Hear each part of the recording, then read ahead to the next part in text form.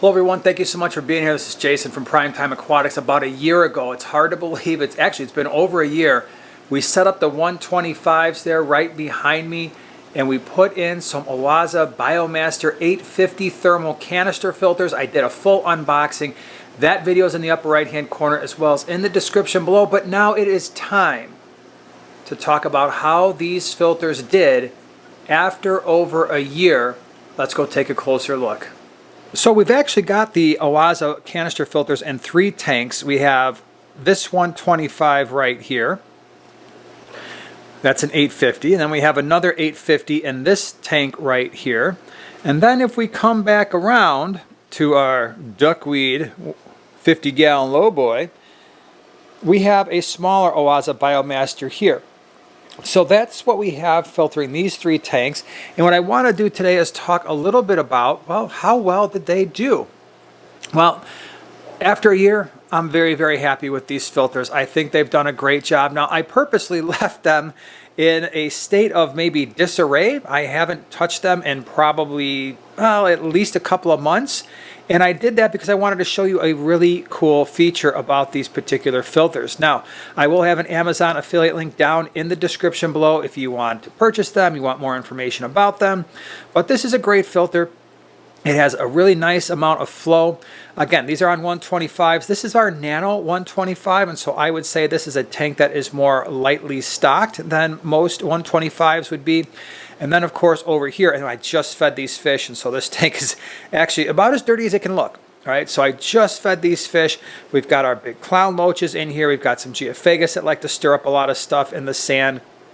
So these guys are basically giving this filter a workout here because this is a much more heavily stocked tank. We got some rainbow fish here that are very active eaters.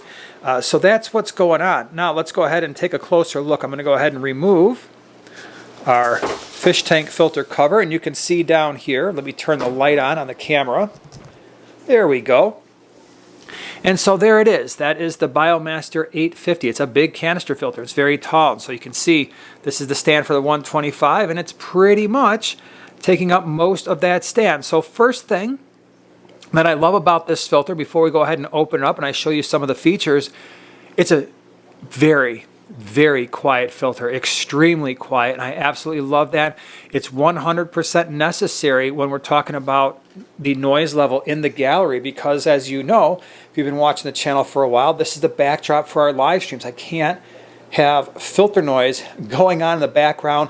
I shoot a lot of videos where this is the background as well. So it is a very, very quiet filter. In terms of, let me turn the light off now. Let me come back up here. Again, I just fed this tank, so the flow is very good. So you can see right there, I don't have a spray bar on here. I just point the return back towards the front of the tank, and that's worked out very well. We come over here, and we can see that the intake just kind of blends as you would expect for an intake. I know it's a small thing, but that's what we want. Plenty of hose to be able to get from one side of a 125 to the other, so that's not an issue there.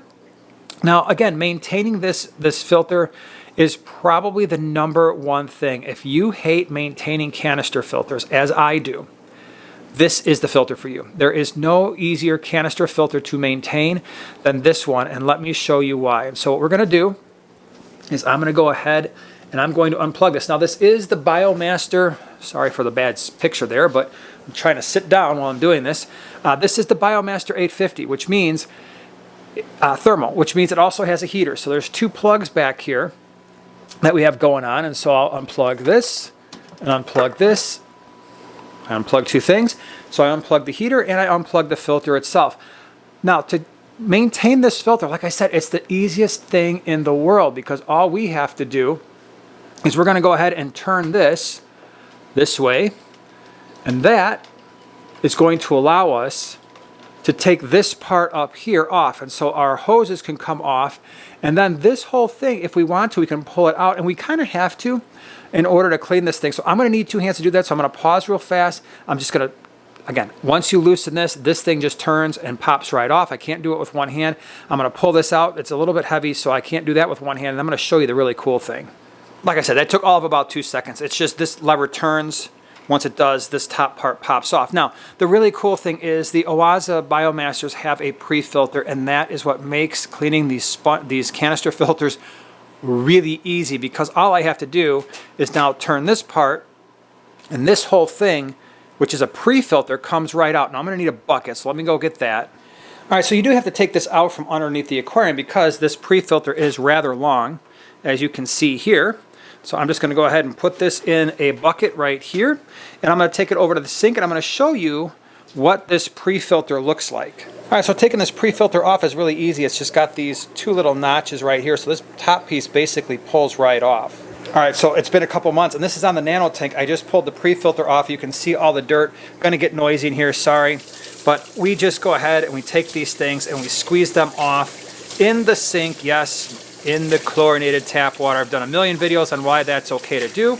I'll put that video in the upper right-hand corner, and I can go ahead and shake the rest of these things off right here. And you can just see all the nasty gunk that's coming off of these. Again, it catches so much stuff. It's crazy just how much this pre-filter catches. And this is a relatively coarse sponge. I don't know if it's focusing all that well, but it's definitely, you can see here just how much stuff is caught up. Now, why does that matter? It matters because normally for all other types, or most other types of canister filters, this is the stuff that's going into your media and the rest of the canister filter. And I just cleaned that off. It took 2 seconds. And we're going to go ahead and put this back on the canister filter, and I'll show you what the actual media looks like. Now, I have not cracked open this canister filter in probably 8 months, and it's because I've just been able to maintain the pre-filter side of things. And so let me go ahead and unlatch. There's a latch on all 4 sides right here, and then this part here just pulls right up. Let me make sure the thing, and look at this. So there's the heater, okay? And I've got it making a drippy mess here, so hold on a second here. Can only do this so easily with one hand. But now look at the media. Look at this media. It is basically like I didn't even touch it. There are, I believe, 7 different components here. That's actually a sponge filter. So this media basically doesn't need to be touched. That's pretty awesome, and that's why I love this filter. Now, just like with most canister filters, this part right here, you press down on this, and this is what's going to get the canister filter re-going again, or re-suctioning. So it took about 3 pumps to get that bad boy started again. I couldn't do it with one hand because that's impossible, especially with the amount of space I have here in between. But that is how easy it is to maintain this thing. All right, so are there any downsides to the Biomaster 850 from Oase? There's a few that you have to consider. I don't know if they're downsides, but just definitely things to think about. One, this is an expensive canister filter.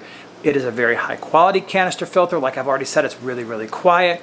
You're going to pay a little bit extra because of that pre-filter sponge technology. This one here's a little bit more because it's got the ability to have the heater in line, so you're not looking at it in your aquarium. The one thing I wish is that with the individual trays that are in the canister filter, that they had a way to pull all of those out at the same time as opposed to individually. That would make cleaning those trays and inspecting them a little bit easier to do, although again, not as necessary because of that pre-filter.